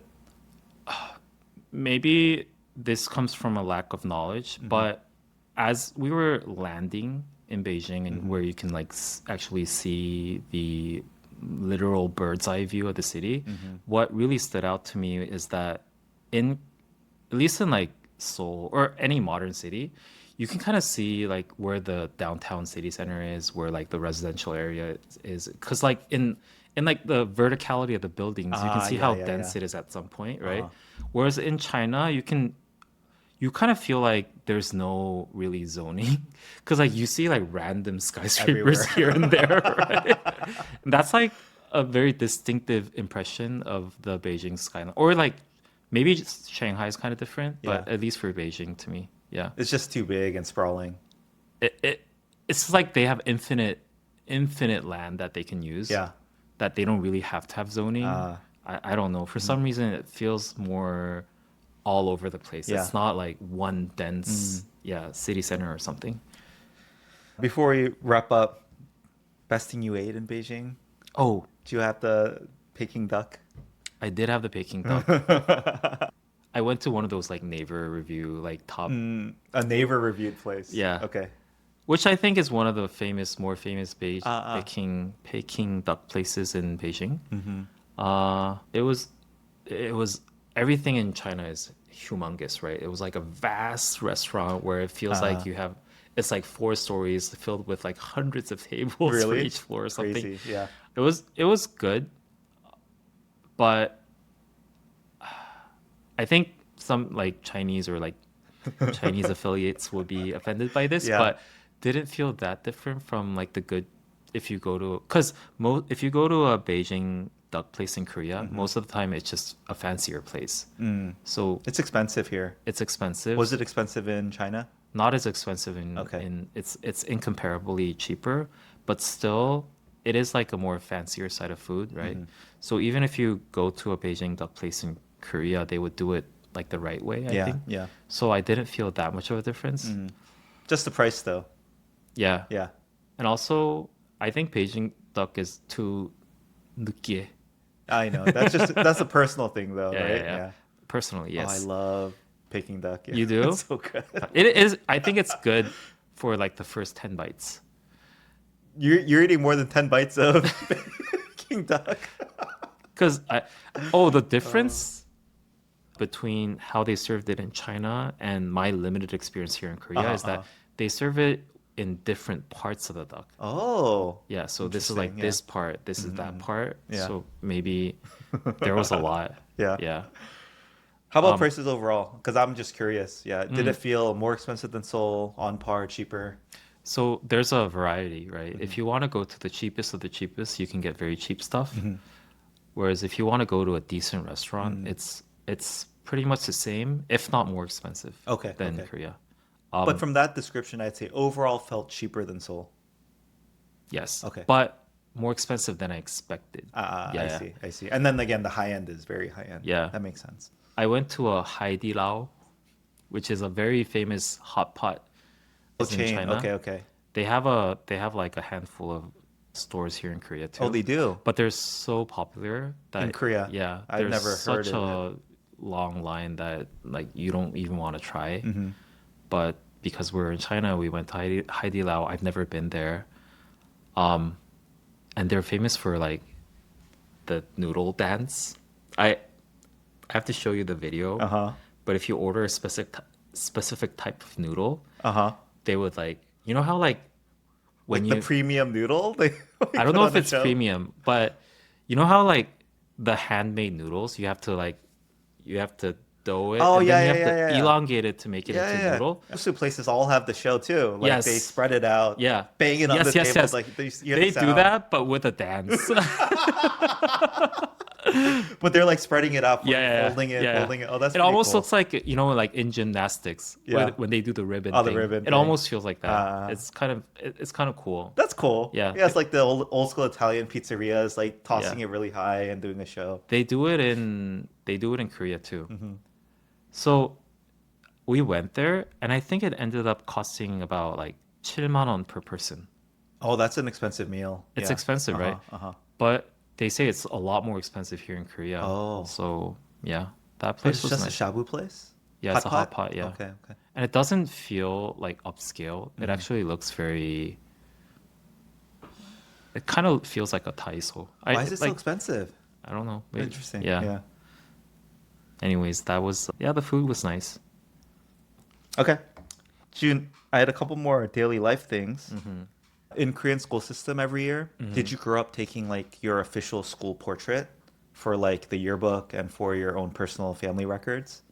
Was that a thing? Ah, Like picture day? it's not an annual thing. It's Oh, it's only for not. graduation. What? Yes. Are yearbooks a thing? No. Really? You only get that photo book for your graduation. So you only get one for your entire school, like 6 elementary years. school, Yes. And sixth one for grade middle graduate, one for school. middle school, one for high school. Yeah. So it's not a yearly thing. It's not a yearly That's thing. crazy. Yeah. That's kind of sad. Is it a yearly thing in the US? Yeah, yeah. Whoa. It's a huge deal. The yearbook Whoa. culture. I did not know. Yeah. So in American school system, every year there's photo day, Hmm. and I think in elementary school you both take a class picture with your entire class. That's fun. It is really fun, Yeah. but then you also take your individual portraits, and Uh-huh. it's like a time capsule Yeah. of your life at that time, right? Yeah. So Do it's you a have big yours deal. with you? I think I have scans of all of mine. Yeah. But there's a whole culture behind it. In the Uh-huh. 80s and 90s, they would have like these laser background things, and like, Ooh. the fashion obviously evolves with the times. Yeah. But it's just a big part of culture growing up. Hmm. And so, yeah, our kids going to an international school here, or older too. Yeah, we got their school portraits back. And yeah, same old. It's just a reminder that they're getting older and wow, they're so grown up and whatever. But yeah, I was just wondering if it was a similar school photo culture in Korean schools. Doesn't exist. Okay. Only once in every wow, like Yeah, when you graduate. yeah. And then do you sign each other's yearbooks and things like that? Is that a thing? I don't know what the culture is now, but at least when I was growing up, it wasn't a thing.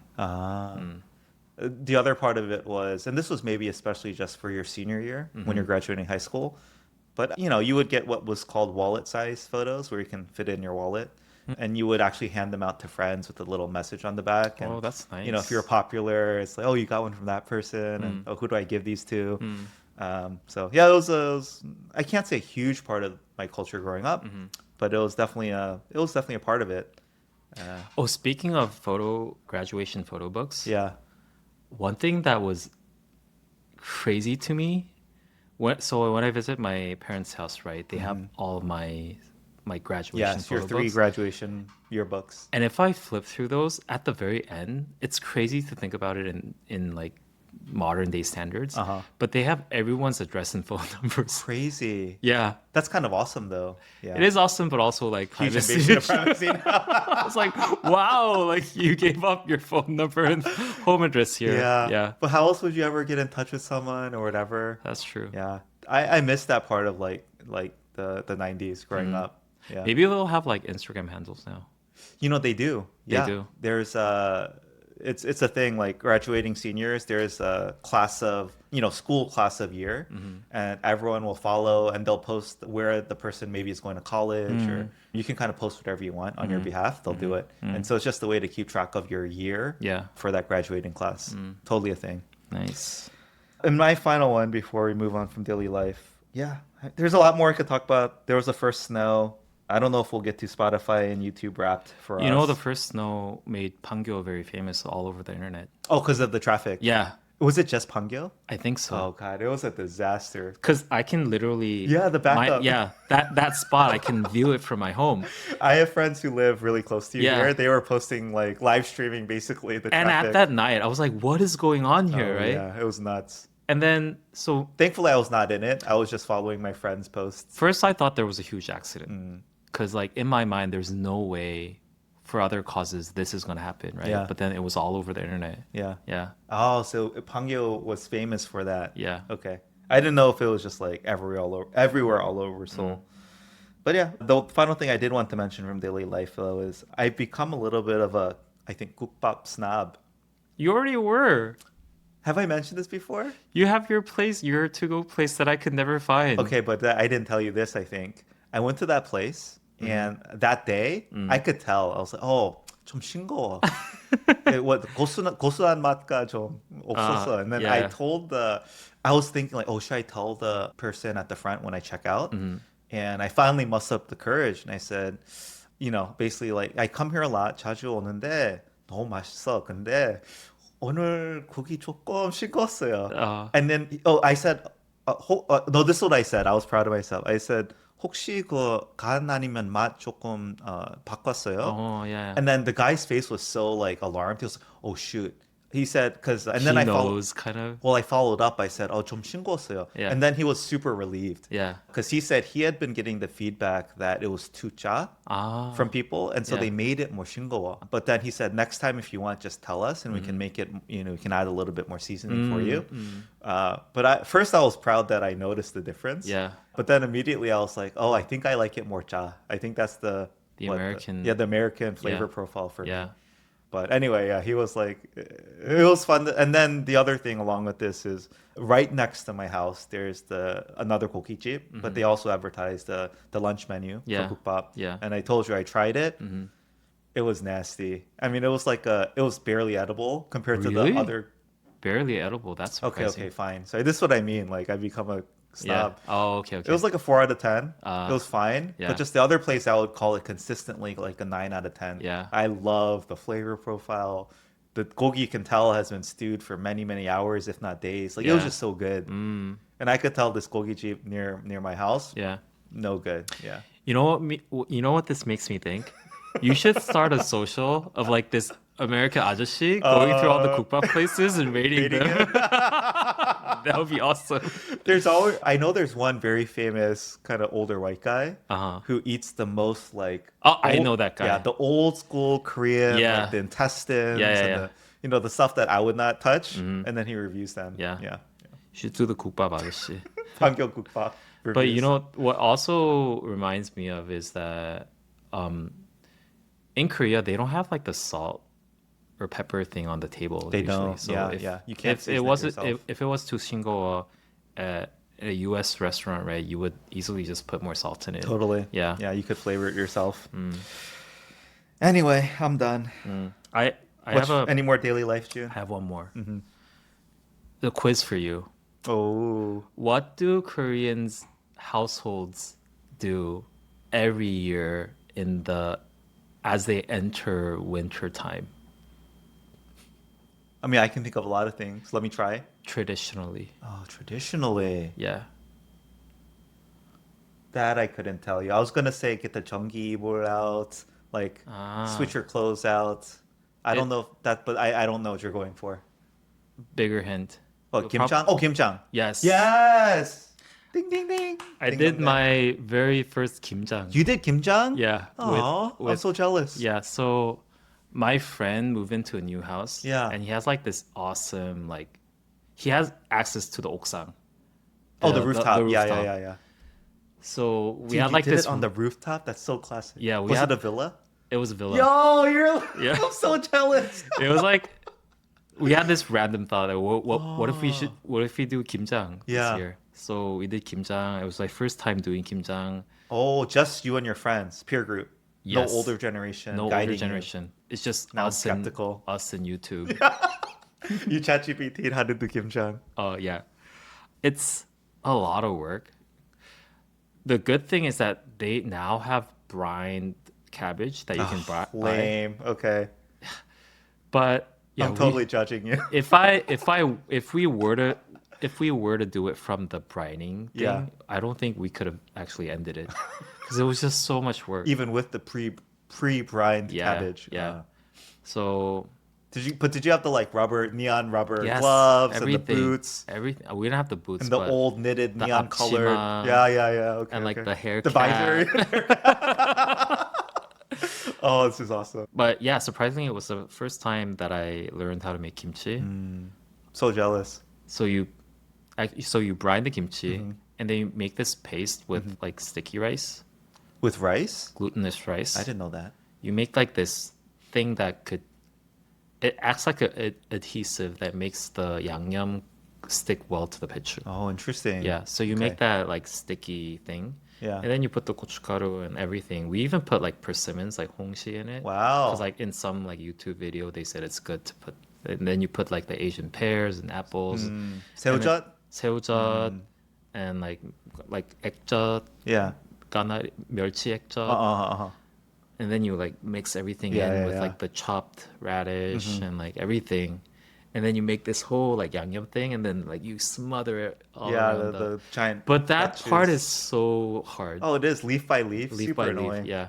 I made even oi kimchi the other day. Super annoying. You made oigimchi? Yeah, man. Oh, nice. These. Do you do kimjang? Have you ever done kimjang? I've never done kimchi. Have you ever done the like foreigner kimjang thing? No, my family didn't make kimchi growing up. I see a lot of these TikTok videos or on social media where like these random white people would make kimchi, but the way that they make kimchi is Yeah. that they like chop the lettuce thing and they just basically toss it like a salad. Ah, yeah. Kind of like the abbreviated version. Anyways, No, I've never done that. do you wanna? I am happy to give you some. Oh, is it good? It's very good. Oh, then I'll try it. Yeah. Yes. Wait, Anyways, you have kimjang kimchi? We should have gotten jokbal. I did.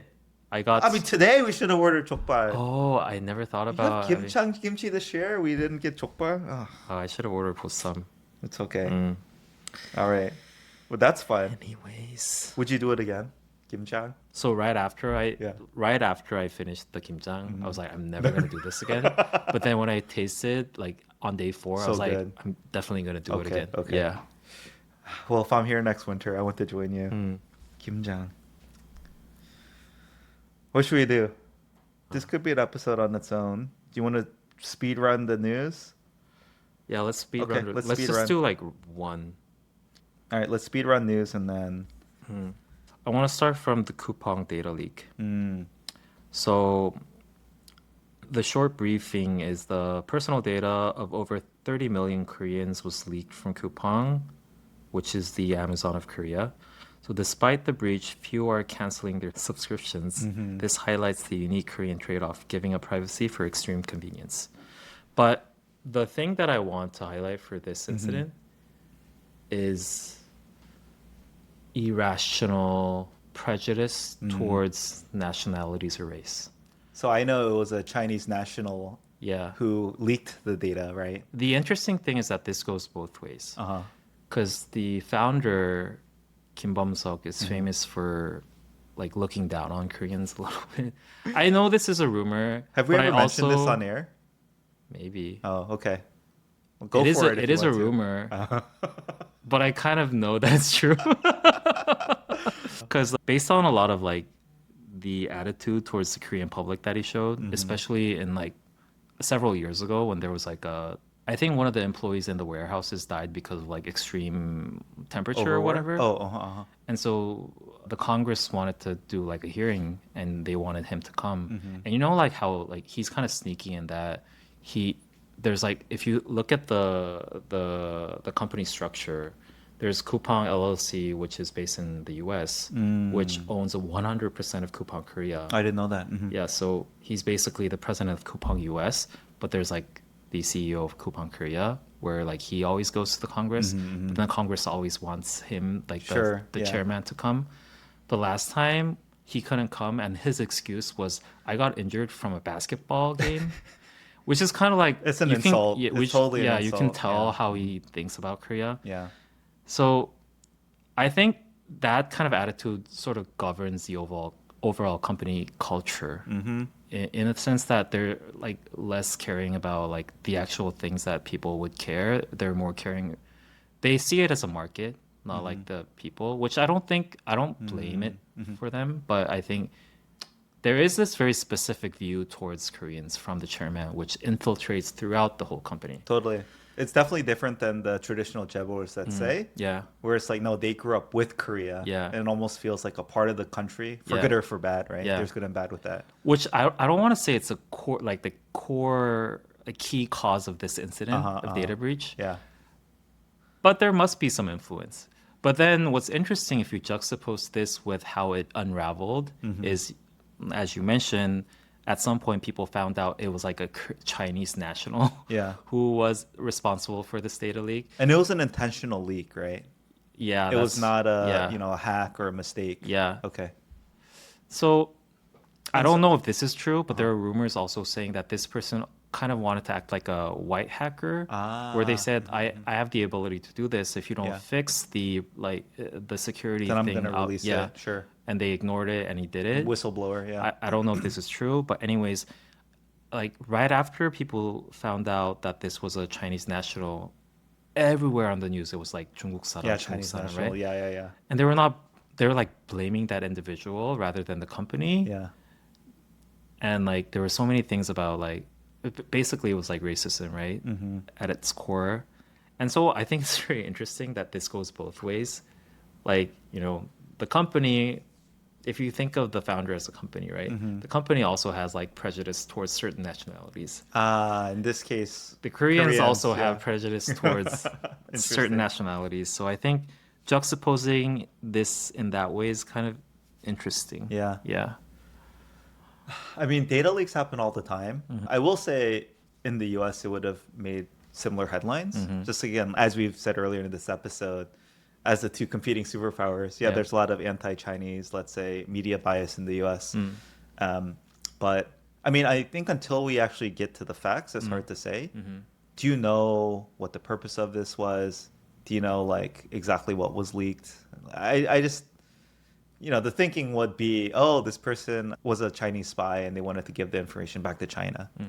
If that's not the case, then I think, the nationality of the leaker is maybe not that important. But if it is in kind of a spy thing, then it kind of makes sense. You know what's sad is that so Coupang did release what type of information was leaked. I think it was like your name, home address, and also like the PIN number to your gate and stuff like that. Oh my gosh, that's scary. Yeah. But if you also think about it, the PIN number to your gate is also shared with all the delivery Sure, yeah. delivery people. They also they all know how to get into the gate and stuff like that. The sad thing is that I think government suspects that at this point, an average Korean would have leaked their data 6 or 7 times by now. Just through all of these things, Yeah. right? Like the SKT thing. Yeah. I see. So Korean people are kind of numb at this point, but also want to blame Coupang for not being careful about things, right? And the way that they handle the aftermath Yeah. is kind of ungraceful at this point. Are they going to get a massive fine? They say, They say, but it that hasn't they happened will. yet. Yeah. And I think they're okay with it. Yeah. Yeah. I think from an American perspective, I'm also numb to getting my data leaked. No one trusts big tech to care about this. Yeah. You know, they're going to get a fine and business is going to go on as usual. And just more and more, like, this is where I've become a bit of like a hermit. Like, I haven't quite deleted all the apps and tried to wipe my existence from online. Yeah. But if I could, I would. Like, I would want that to happen. And so I just think in hindsight, the 2000s and 2010s are going to be seen as this wild era where everyone was loose with privacy online. Yeah. Just like what you were willing to share online and, you know, give to companies. Just, I think hindsight will prove that it was reckless. Yeah. But I kind of want to go back to the prejudice thing. I think it always hinders reality if you have that kind of prejudice towards certain race and nationalities. I mean, I think I do understand that it's very hard to get rid of it if you have very personal experiences, and it happened many times, right? I don't blame that person too much, but you also have to understand that it does twist reality a little bit, and it makes you make not rational decisions. Yeah. I agree with that. Yeah. Yeah, totally. Yeah, that was so because the chairman is hiding behind Coupang LLC or the US entity, I think there's movements of trying to sue them in the US. Oh, wow. Yeah. Yeah. Hit him where it hurts. Yeah. Yeah. But I don't know how that's going to happen. Okay, one more news very briefly. Cuz this is kind of my thing. Architecture? Yes. Okay. Do you know Frank Gehry? Yeah, of course. He died. He did? Yeah, I didn't know that. several days ago. Oh, wow. Okay. But he was like 96 or something. Yeah, he's he- a legend. he is a That- legend. I even know him as Yeah. yeah. I think he's one of the most famous American architects. He was born in Canada, but He's American. he I honestly didn't know. I assumed he did was his practice European. in what? Oh, you thought he was I European? had no idea he was American. His name is Frank, though. Come on, there's famous Franks everywhere, I think. Okay. Oh, he's American. Yeah. I think he's one of the most famous American architects. His work is very distinctively different, that it doesn't really fit into any zeitgeist, which is kind of cool. Like, he always advocated for like feelings for buildings and stuff. Yeah. But I think one of his biggest contributions to architecture is the construction, because his buildings are so complex. He was the first architect to use a very complex software to design spacecrafts. Whoa. Yeah. His buildings are that complex. So like civil engineering and like pushing the boundaries of physics and things like that. So if you go into his buildings and look at certain details, it's kind of crazy how they went into that detail. Oh, that's cool. Yeah. So I think like that kind of computational digital design, I think he contributed a lot. I feel like that's a very American description, right? Like maybe less beautiful and aesthetic, but more scientifically impressive. Like engineering feats, right? Yeah. The interesting thing is that his building looks very haphazardly designed, right? Because he literally like crumbles paper and tissues and put it into the site and make that literally into a building. Yeah. They like literally scan the thing and make it. But like to realize that haphazardness, it has to have a lot of very accurate digitation and computational design. I can see which that. is kind of cool. Yeah. Yeah. He's not you're going to kill me for this. He's not the Falling Water Pittsburgh guy, right? Ah, Frank Lloyd Wright, is that yeah. right? Okay. He has the same, But he's also a very famous American architect. He is. Okay. Yeah. That's why I very thought. different. Yeah. He's famous for the Disney concert hall in LA, if you've been there. Frank Gehry. Yeah. Yes, I knew that. Yeah. Yeah. Yeah. And he has like this very, I think, masterpiece coming up in Dubai. Oh. Yeah. Posthumously, it will be unveiled. Yeah. Okay. Rest in peace. Rest in peace, Frank Gehry. Was he kind of like a personal inspiration for you? He's a legend in the field, I know, but personally, how did you relate to him? A little bit, but once you start actually studying architecture, I think you have mixed feelings towards him because, again, he doesn't fit into any zeitgeist, so it's very difficult to understand him He's just like a standalone thing. Like modern art. Yeah, and like as you become more snobby for yeah, architecture, yeah. it's very hard to say you like Frank Gehry Yeah, buildings because yeah. it's like kind of it's very different. I Yeah, could see that, yeah. yeah. But he is like I think his buildings are cool. Like you cannot deny that his buildings are amazing once you actually see it. Yeah. I have one for trends, Okay. and it's food related. It's kind of cool. Okay. I thought I it have was. mine, but yeah, Oh, we'll you have talk about it. yours. I think this trend is kind of cool because it's a Korean rendition of a international phenomena. I have no clue where you're going with this. Oh, Dubai chocolate? Yes, It's but like no, I don't know what the there's extension a is. there's a thing called Dubai 쫀득 cookie that's going very viral on social Oh, media. uh-huh. It's where like you have like that Dubai chocolate paste thing with the Yeah, pistachio and everything, the yeah. green stuff, but then you wrap it with like this very chewy exterior, which I think is Oh, made with marshmallow. okay. Never heard of it. And I think this is kind of a Korean rendition. If I'm not mistaken, I think Yeah. Korea invented this because I think Korean people really like that 쫀득 chewy texture. What is that? 쫀 Chunky with 쫀득 soft? 쫀득 is like chewy, Uh-huh. but it has like the Dubai thing inside of Inside. it. So I think it's kind of like The Korean spin on it. yeah, The reason I've also noticed Dubai chocolate, it has staying power here. yeah. I feel like the world has moved on, but Korea's still in love with Dubai chocolate. I actually never had Dubai chocolate. You know, the last time we had it Uh-huh. during recording, Yeah, I don't yeah, think yeah. that was Dubai chocolate. The legit one. Yeah. I've had different like renditions Oh, of you I don't did? know if it's the original. Yeah. I've had different like types of Dubai chocolate. I don't think it has to be original, but the thing that we had, I don't think it was actually the thing. Ah, okay, Yeah, okay. that has like the whatever. There's like this noodle thing, the crunchy noodle thing with the pistachio Yeah, in it. spread, right? That's the core of it. I don't think I've had it. I don't think the last chocolate that we had was that. Yeah, But you see it everywhere still, right? I see Yeah. it everywhere. Yeah. Even more and more, it's like, oh, Dubai chocolate ice cream flavor, Dubai yeah, chocolate drink. every time they have like a thing where they would present different flavors, Yeah, they always there's now a have Dubai the Dubai chocolate flavor. flavor. Yeah. I feel like it has staying power in Korea. I had tried a new drink recently, June, and I see it everywhere now in Yeah. cafes. Yeah. I know it's seasonal. I think it's called Hangshou.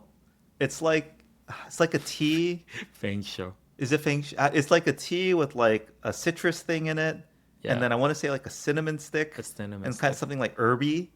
Yeah. Do you know what it's called? Yeah, Peng show. Bang show. Yeah. Okay. Is that a new thing? It's not a new thing. I think it's a seasonal thing. Okay. It's basically when you boil red wine with like apples and oranges sliced in it with a stick of cinnamon, and you Yeah. vaporize the alcohol so it goes away. Okay. So it's basically a non-alcoholic drink, but has But like it's not Korean, right? This is not I like think it's French. okay. Yeah. Because it said out, I was like, this is not a Korean. Like I know some of the Korean drinks, especially the medicinal ones, like the healthy ones. Yeah. I thought I was gonna get that, but this was nothing like that. Yeah, It yeah. was okay. I've ordered it a couple times now because I Yeah. need a coffee alternative Yeah. to pay my tax when I'm sitting in a cafe. Yeah. But yeah, anyway. So it's not new, but not- it is seasonal. It's seasonal. Okay. Yeah, yeah. Has it been around a while in Korea? I think so. Yeah. It's the first year I've noticed it. So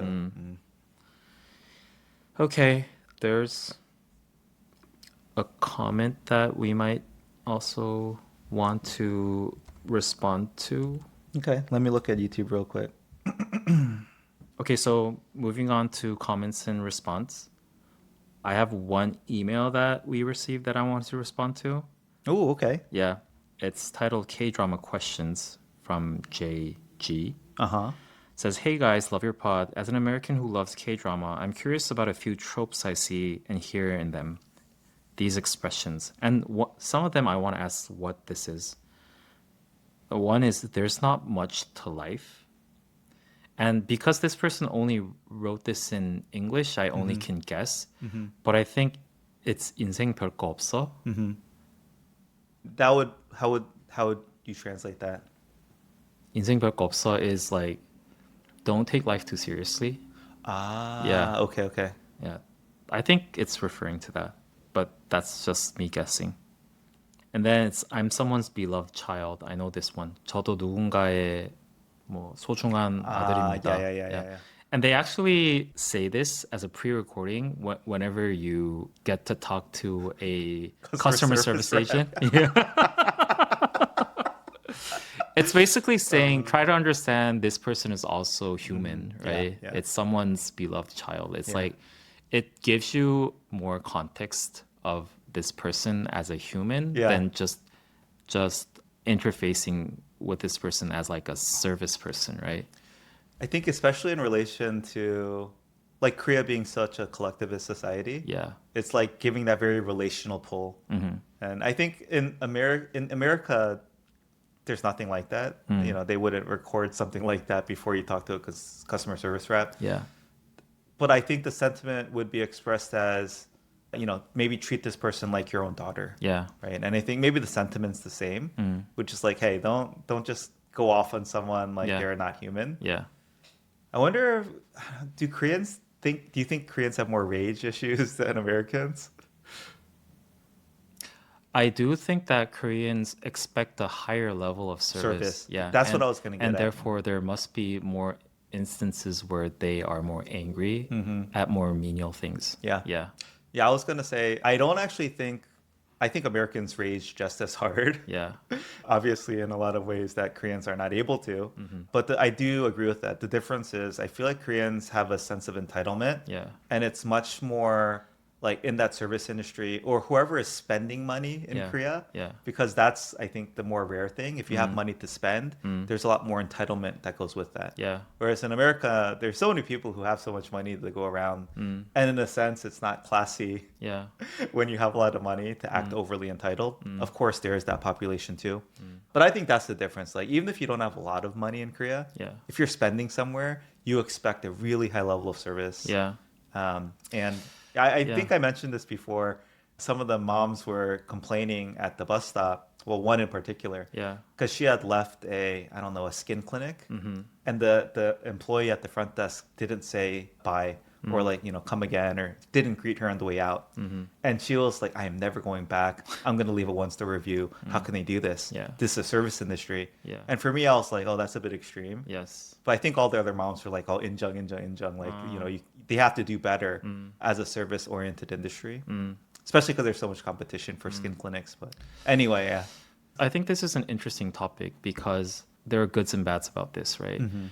If you demand a certain level of quality in your service, it means that you as a person who is purchasing the service might get better service, but you also work at certain industries and you are also required to provide that level of service, which means that you're basically suppressing each other at some point, right? Yeah. Like you get immaculate service, but you have to do that to other people too. Yeah. Whereas if you go to like, let's say the US or the European countries, right, they're more relaxed. And therefore sometimes it comes with some inconvenience, right? Because they're more slower. They don't like treat you like a king at a restaurant, right? So you might feel that it's less perfect in providing services. Yeah. But you as a service provider, when you go to your work, it means that you're more relaxed Can too. also be more relaxed. Yeah. Basically, what I'm trying to say is that if we relax a little bit more and have more forgiveness for this kind of quality of service, it would make your life easier in a different way too. Yeah. Personally, I appreciate having some level of expectation. And I think I benefit a lot from that, right? You can expect a certain level of service and politeness when you interact with customer service people, etc. So I personally wish the US was more like that. But yeah, obviously the amount of raging that I can imagine that happens and talking down to people. Yeah. That's probably another aspect too. There's no honorifics or hierarchy built into language in the US. So it's very easy, I think, for Koreans to talk down to someone very explicitly. Yeah. But yeah. But that message they said is frequently coming in dramas. That is something you've heard and is still in Korean society like today? Yeah. Okay. Another thing he mentioned, this gesture, which I wanted to ask you about, because I don't know exactly what this means. He said this gesture, the coat flare thing to show bravado, I guess. I think it's where you like like do this with your long coat, and it flies behind you in slow motion. Oh. Or is it like I think the like you're straightening up your jacket? I don't know which one he's talking about. Wait, what's a bravado? Do you know what a bravado Yeah, is? bravado just means like flair. As the next gen would call it, I think aura. Oh, it's aura. Yeah. I don't know. Maybe this is more of like a Japanese anime inspired thing, where it's like more exaggerated in that sense, like in that Japanese anime manner, Yeah. where like you like do this with your coat. This one I haven't noticed. Yeah. Yeah. I guess it always felt like a universal form of bravado. Yeah. Yeah, just like straightening up your suit or Yeah. your coat. Yeah. Or I don't know. Yeah, so that one doesn't stand out. That does not resonate with me as much. If you explicitly like flare it to the back, I think that's more like anime style. Yeah. Is there kinda- anything in your mind culturally here? I don't know. I think it gives you like cape vibes. So you're more like Superman kind of. Oh, interesting. Yeah. Is it not? I don't know. But long coats are a thing in the US. That's why I think it's pretty universal. Yeah. Yeah. Shoot us another email if we didn't get this correctly. But if this is what you're saying, yeah, I think that's it. Yeah. The first one, I also wonder, my initial reading of that comment was more like a little bit negative. Like kind of the end pull sentiment of like, oh, just like give up on life. There's not much to live for. Yeah. But your reading of that is that a common saying and sentiment as well in Korean society? I don't think it's necessarily negative. It is common, but it doesn't give out like give up vibes. It's more like, yeah, take it easy. Like, don't take it too seriously. Okay. Yeah. It's just life, kind of. Cool. Yeah. I'm thinking they're like it evokes a very specific genre Yeah. of like daily life, slice of life K-dramas that they might be referring to, whether it's My Liberation Notes or like Me Saying or like that type of stuff. Yeah. But I don't know what they were going for actually. Wish I could be more helpful. Speaking of which, June, I haven't watched a K-drama in months. It's been probably my longest stint in Korea not consuming Korean media. Is it because you're not consuming media in general, or are you consuming more American media? I'm not consuming media in general. Ah. Yeah, I don't know why. Just burnt out. Just tired. Okay. Cool. I think that's it. Okay, that's it for this week's episode. As always, if you'd like to support our podcast, the best thing you can do is share our content with a friend or someone you know that might like it. Beyond that, if you want to support us financially, you can support us on Patreon for the minimum tier of $1 a month. You too can get access to our Discord, connect with other listeners, connect directly with us, give us feedback, and suggest future episode topics. Since last recording, we have one new Patreon. We have Yujin. Thank you, Jin. Also, beyond that, please do write in and give us comments, whether it's on our YouTube, the occasional rare Instagram post, Instagram direct message, email, or whatever. We love to hear from you. And you can be on a future episode. Yes. Okay. That's it for this week. Thank you. Bye. Happy New Happy Year. 2026. We'll do our fortune reading maybe next time. Where? It says order for food. Do you want to order food? Oh, that was your alarm? Yeah. Okay. We don't... I guess we should. Yeah. I'll eat whatever you eat. Poke. Should we get... Oh, I have to order on my phone. Yeah. Oh, Poke, very on theme. Let's do it. Okinawan poke. Taco rice? Do you think they'll sell that? No way. Do you think it'll take off in Korea? Taco rice? Taco rice. No, I don't think so. Yeah. I don't think so either. I don't know if it took off in Okinawa.